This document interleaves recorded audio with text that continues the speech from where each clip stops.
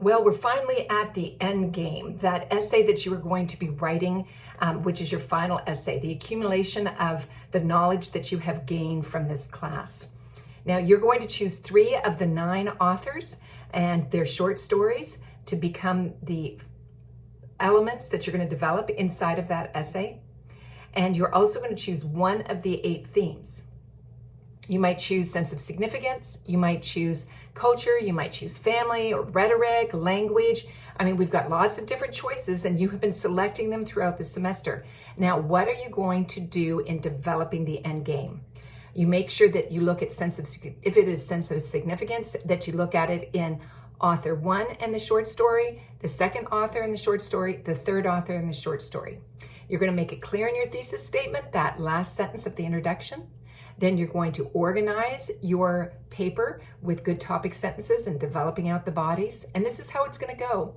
In the body, first paragraph in the body will be about your first author, then about the short story.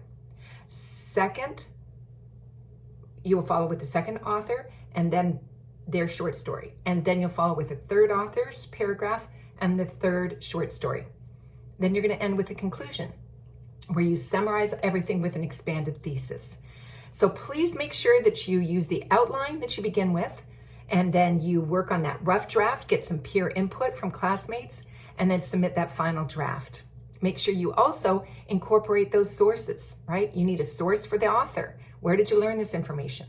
And then you know that for each short story analysis that we've done the paragraphs, you've not only used the text, but also an analysis, whether it's one you found or one I found. Also, if you received feedback, which you did, from me on the paragraphs you wrote, and I said, fix this or do that, of course, correct it before you submit it to the end game, right? I've already given you feedback on what you need to fix in those paragraphs, whether it was in your journal or discussion board. Well, I'm excited that we're finally here to be working on this end game, and I hope you strive to work towards an excellent final essay.